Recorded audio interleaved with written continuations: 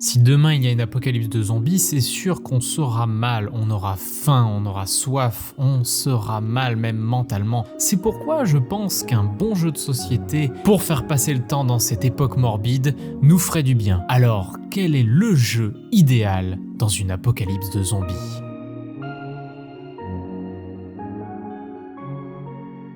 Oh, l'apocalypse. On la souhaite pas personne sauver de la maison avec un seul jeu quand les zombies rentrent, c'est peut-être pas évident. Ça me prend un petit jeu portable, un jeu thématique, un jeu qui parle d'apocalypse et de zombies. Je pense que c'est bien maximum apocalypse. Pour la thématique, oui. Pour le fait que ce soit un jeu solo, donc si j'ai plus personne sur Terre et qu'il reste juste moi qui est vivant, ça me permettra d'y jouer seul. Et ça donne plusieurs scénarios pour passer à travers ces problèmes d'apocalypse-là. Donc, peut-être que ça me donnera une solution pour trouver le remède à ce qui m'attendra.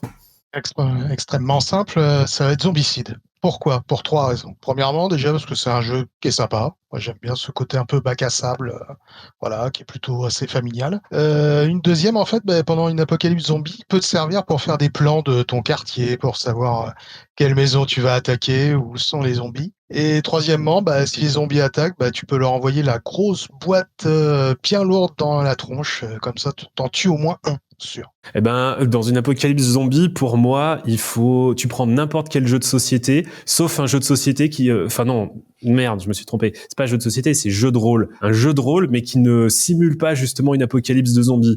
Parce que l'apocalypse de zombies, c'est la grosse merde. Et du coup, t'as besoin de te changer les idées. Donc, t'as besoin d'incarner un autre personnage, quelqu'un d'autre qui n'est pas dans une apocalypse de zombies. Donc, on écarte tout ça. Et tout le reste, par contre, ça va. Ça te permet de te changer de ton quotidien un peu pourri. C'est ce qui prend parce que c'est facile à prendre en main, c'est hyper familial, ça permet toujours de s'amuser les uns avec les autres, donc petit jeu de cartes, c'est idéal je trouve. Si je devrais choisir les jeux les plus petits que je connaisse, ce seraient les jeux, je sais pas si t'en as entendu parler, les petits jeux portefeuille là. Je tablais sur le fait qu'on n'est pas beaucoup, on est genre une petite poignée, tu vois. Ouais, je pense qui m'a bien fait rire, c'est la bataille des pâtis sorciers. Je crois qu'on a 16 cartes en tout, c'est pas beaucoup, des 16 cartes de sorts, qu'on doit faire des petites recettes qu'on doit faire cuire dans un four, et il faut les lancer au bon moment, sinon ça nous pète à la gueule, donc c'est assez rigolo. Ça fonctionne assez bien, le but tout simple c'est d'enlever tous les points de vie de l'adversaire. Je vais pas te mentir, au début je me suis dit prends juste la boîte la plus lourde de tout ton attirail et comme ça tu peux l'utiliser pour poutrer du zombie.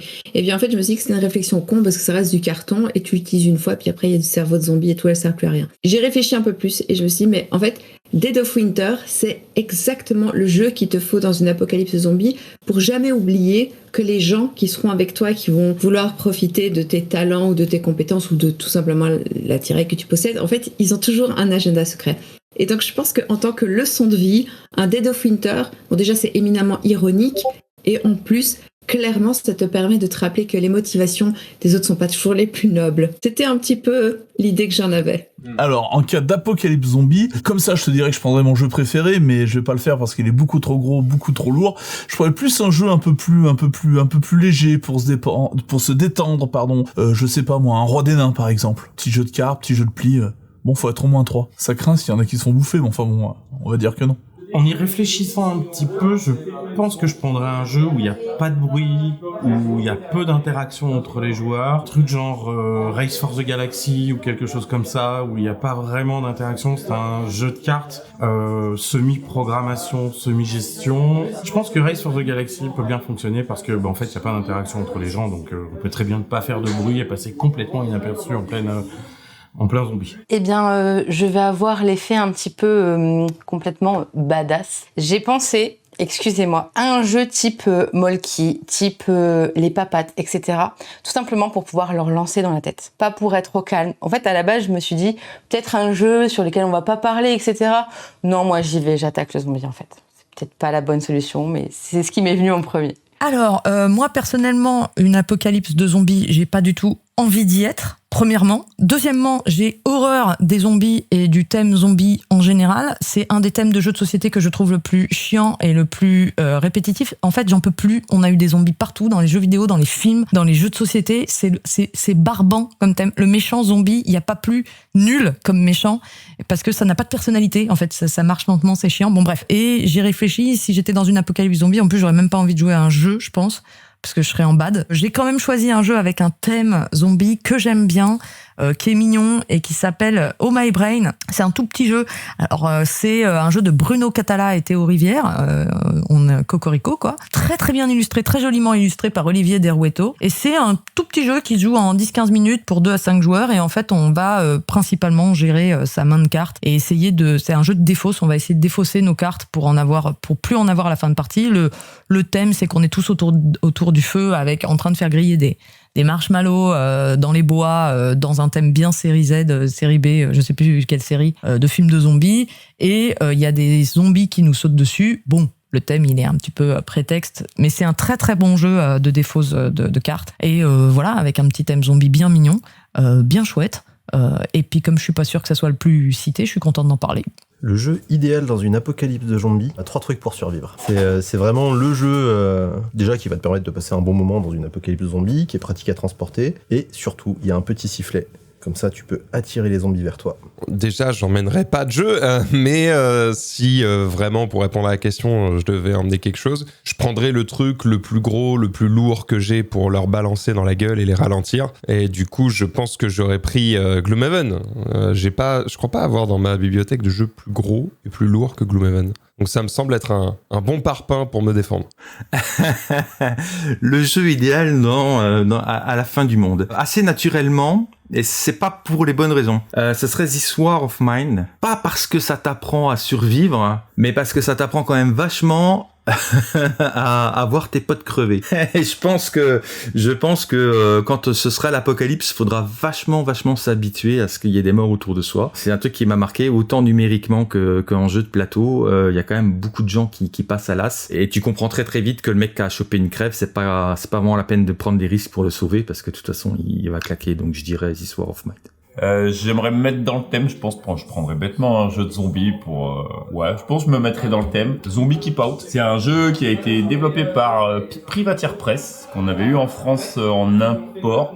Et c'est un jeu de gestion un peu comme un Plants vs Zombies, donc avec un tableau, une avance des mobs, et puis tous les joueurs, ils sont en commun dans un espèce de garage pour fabriquer une machine pour, du coup, se faciliter à tuer les zombies, tout ça. Ouais, c'est un jeu de coop. Du coup, en fait, les discussions sont assez collégiales, où en fait, à chaque fois, le jeu, c'est en fait le tour du joueur, c'est on va faire une action, bête et méchante, mais avant cette action, on va jouer des cartes qui s'appellent les Terrible Things, et qui vont faire qu'en fait, c'est ces cartes-là qui vont arriver, donc avec des nouveaux zombies sur la carte, et à chaque fois, t'as des choix à prendre, parce que c'est pas du systématique, c'est à chaque fois, tu choisis plus ou moins ce qui t'arrive. Ouais, toute discussion doit être un petit peu près collégiale, parce qu'en fait, c'est un jeu de gestion où on a perdu finalement pas mal de fois. Je m'orienterais bêtement sur un jeu un peu comme ça. Je pense qu'en Apocalypse Zombie, vaut mieux faire attention à ses fesses plutôt que jouer.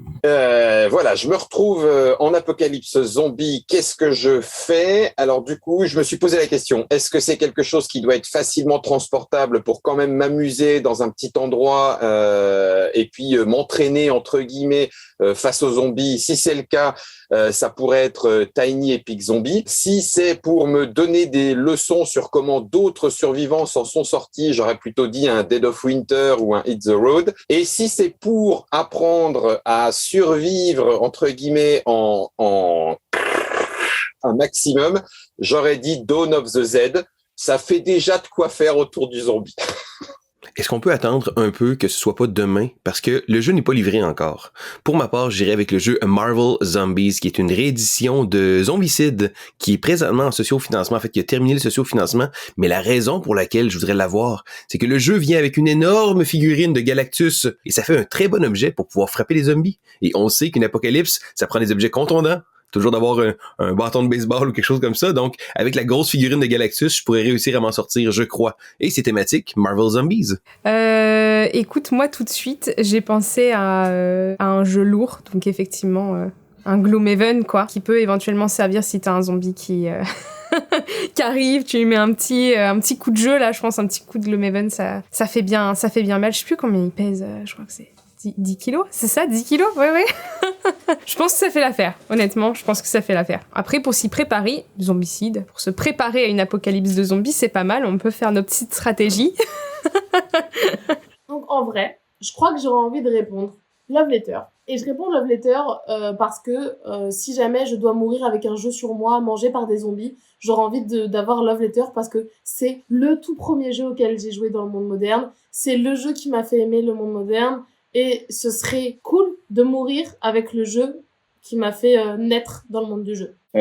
Si demain il y a une apocalypse zombie, il faut un jeu quand même, alors je vais pas dire ludo-éducatif parce que ça va un peu loin, mais il faut un jeu qui va aider ma famille à survivre. Donc j'ai bien sûr pris un jeu thématique zombie, c'est normal. Et j'ai hésité longtemps entre deux, je te le dis. D'un côté, j'ai hésité entre Dead of Winter, qui est un classique, parce que Dead of Winter t'apprend à ne pas systématiquement nourrir le petit orphelin aux yeux bleus avec des grands yeux qui te regardent et qui a pitié, parce que ça va être une bouche à nourrir et qui fera rien dans ta colonie.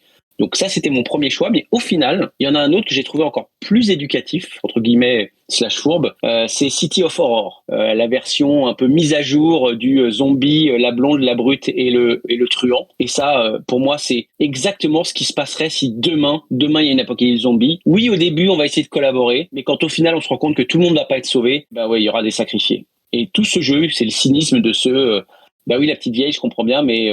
Non, désolé, la petite vieille, t'as un fauteuil roulant, je t'embarque pas, et non, je te donne pas une dose d'anti-vaccin, j'en ai besoin pour quelqu'un qui a plus de valeur pour la survie. Et donc, je pense que pour moi, c'est celui-là. Il est éducatif. Pour moi, il est ce qui est vraiment, justement, une invasion de zombies. C'est pas juste des monstres, c'est le côté, faire sortir le côté un peu dark de l'humanité. Déjà, j'espère que je serai pas toute seule parce que je vais mourir tout de suite. Et comme il faut pas faire de bruit, tu vois, il y a des zombies, donc tu dois être silencieux. Il y a un jeu que j'aime beaucoup, on doit pas parler, qui s'appelle Roméo et Juliette. Puisque quand j'en avais entendu parler, on m'avait dit oui, mais à streamer c'est moyen parce que vous devez pas parler. Et en fait, ça avait été une expérience assez cool. Et donc ouais, c'est le jeu que je prendrais parce que c'est le jeu à deux où tu es silencieux. Et puis j'aime bien parce que c'est un petit jeu où tu dois te comprendre et essayer de communiquer de manière intelligente. Et puis le thème est sympa.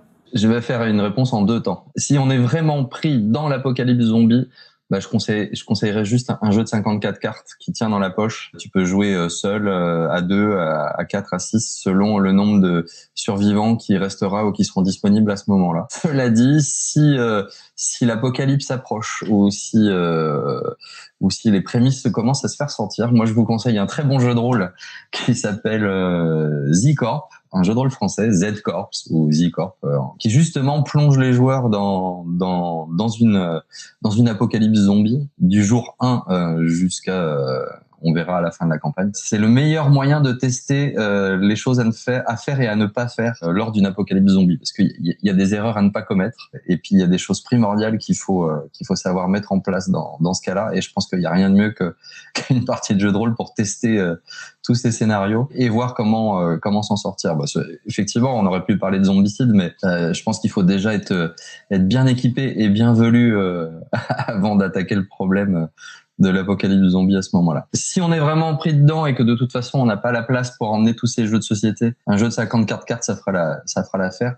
Mais si on a le temps de se préparer et de bien réfléchir à toutes les options, je pense qu'il faut faire quelques parties de jeux de rôle de Z-Corp et voir comment on va s'en sortir.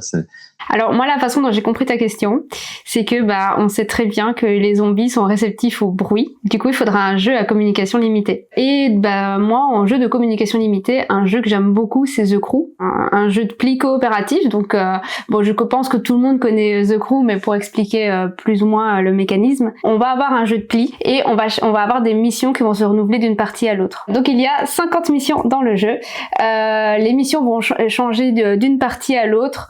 Parfois, il y a des gens qui pourront prendre aucun pli parce qu'ils seront malades et il y a un petit aspect narratif à côté. Et c'est un twist assez intéressant dans le jeu de pli puisque généralement, c'est pas du tout des jeux coopératifs. Et comme c'est un jeu où on ne peut pas parler, ça tombe pour moi pile poil dans la thématique que tu proposes. Ce qui est drôle, c'est que quand j'ai écrit la question, je me disais ça serait trop bien, ça serait trop bien. Mais en fait, j'ai oublié que on n'était pas forcément avec des gens qu'on voulait être quand il y a une apocalypse de zombies. On l'a vu dans plein de films, de séries et tout. Du coup, je me suis dit, il faut quand même un jeu fédérateur, un jeu que tout le monde connaît, parce qu'il n'y a pas tout le monde qui a envie d'apprendre des règles. Et étrangement, je prendrais le Uno. Parce que si on veut jouer à un jeu que tout le monde connaît, si on veut jouer à un jeu qui est quand même un petit peu fun malgré le fait qu'il soit classique, etc., c'est le Uno que je prendrais. Surtout, je trouve que ça reste un des jeux classiques qui a l'avantage d'être quand même un petit peu nerveux, rapide et sympa à jouer, et un peu drôle avec les +2 qui peuvent s'enchaîner, parce qu'en plus il y a plein de gens qui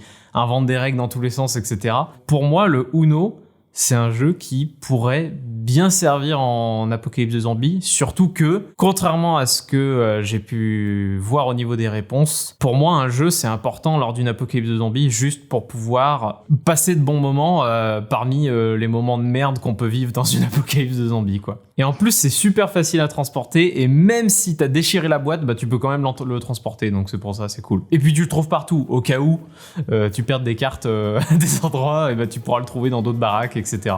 Vous avez aimé cette vidéo? Alors likez et commentez quel est votre jeu qui est idéal dans une apocalypse de zombies. Et je vous dis à bientôt pour une prochaine vidéo le jeu. Allez, salut!